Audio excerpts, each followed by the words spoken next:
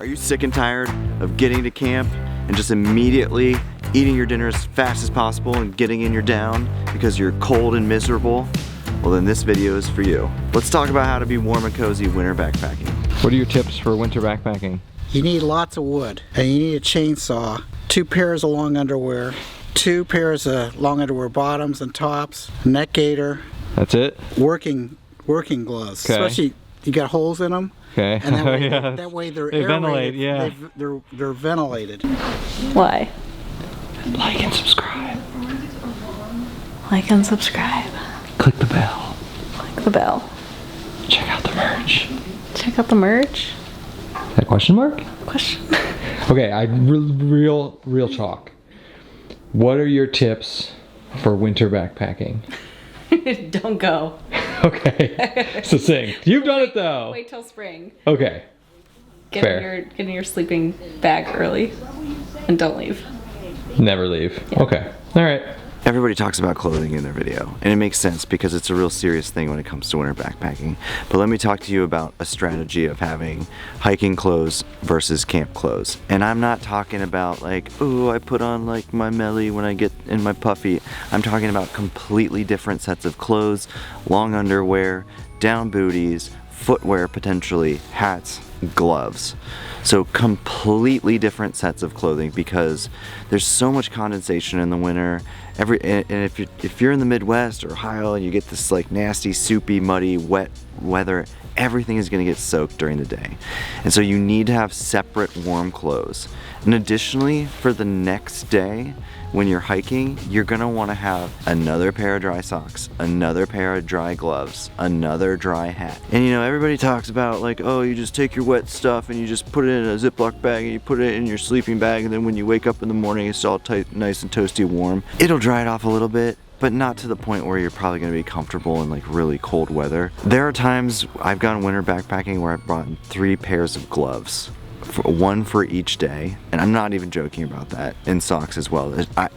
To be comfortable for me, I've got to have like fresh clothes, fresh, warm, dry clothes all the time, and that means multiples of things. And that's whenever you're talking about like bringing tons of clothes and stuff like that, people tend to cringe on that. I do too sometimes, but when it comes to winter, just being comfortable means like always have enough clothes to swap out. So you want to stay warm and cozy. Let's talk about insulation and let's talk about windproofing. So first, it goes without saying, down insulation is gonna be your best bet. Just remember that if you're also going somewhere where it's gonna be super wet and you might have to deal with that in the winter, synthetic might be a little bit better, and that goes for things like jackets and shells as well as your sleeping system. So you want to have good insulation. Also remember, this might be a little obvious, but you're gonna leach a lot of heat to the ground if you're sleeping on the ground and you're not in a hammock. So you're gonna need something like an X-Therm. We've been in situations where you even need 2 pads, so sometimes we'll stack them. Another thing, in addition to insulation, is windproofing, especially if you're out and about during the day. So that's something I try and focus on to stay nice and warm, is windproofing and wind layers during the day when you're not in your tent can be just as valuable as good insulation because it tends to be really windy in the winter. You also tend to be a little bit wet, and the combination of wetness and wind can be a real dangerous one. So proper insulation, I'm not gonna go too deep into that, and proper windproofing can really help you stay cozy. Let's talk rain gear. All right, in the winter. Yeah. That sucks. Yeah. Depending on where you are in the country, if you're like in Ohio where our winters are generally like cold rain, or you know, we do get snow of course, but your ultralight rain jackets, they're just not gonna cut it. They're just not gonna cut it in the winter. Especially with lots of condensation and precipitation potentially. We wear bulkier rain jackets in the winter. It's not only is it a little bit warmer as well, but it offers better protection from precipitation, whether it's rain or snow. We found that the ultralight stuff is just doesn't work as well in the winter, soaks through quicker, and when it's warmer outside and you're using an ultralight rain jacket, and let's say you have to wear it all day, if it soaks through, you generally kind of still stay warm because of the temps. You really can't risk that in the winter. So we generally carry different rain gear in the winter. Some other simple things you can do to stay nice and warm. 1, eat a really hot meal before you go to bed. That's something I never used to do, but some like big bowl of like hot ramen or like a hot meal or hot tea or something hot before you go to bed really helps. Don't be afraid to use hot hands or stuff like that. Andy and I don't generally use those, but a lot of people do. Just be careful because they can burn you. And always just make sure you don't go to bed cold. That is another really important thing, because if you go to bed cold, it takes a long time to warm up. You want to go to bed warm. So eat a hot meal, go out, do some jumping jacks, but do not go to bed cold, because it will take you hours and hours to warm up, and that will impact your sleep. I'm gonna rant a little bit. Temp ratings on gear are complete nonsense for the most part.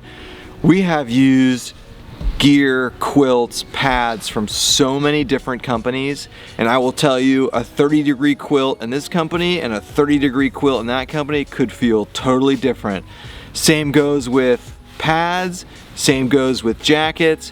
You really don't want to depend on a gear manufacturer's temp rating. Always be conservative about it. There's very few companies. I'll shout out Underground Quilts. Their temp ratings on their quilts are definitely legit, but most companies, their temp rating, it's not a temperature you're gonna have fun at, it's a temperature you're gonna survive at. So if you buy a 20-degree sleeping bag, if you're actually in 20 degrees, you're not gonna have a good time. I've experienced this with multiple different companies' gears. So just know, temp ratings are generally nonsense.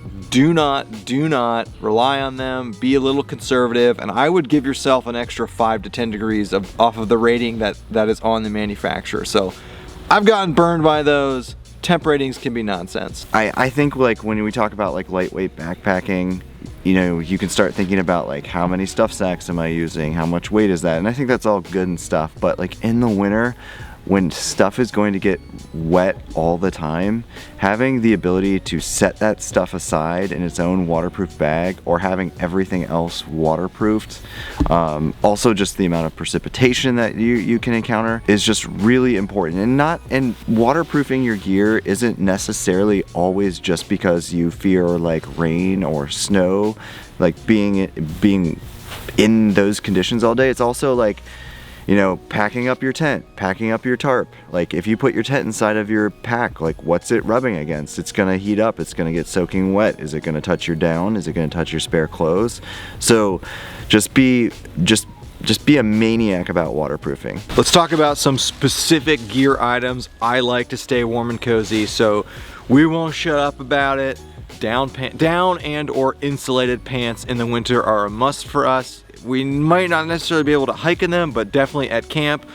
We're also big fans of down booties. I have a video, we went to Dolly Sides, actually hiked out in the winter in down booties, down pants, down everything.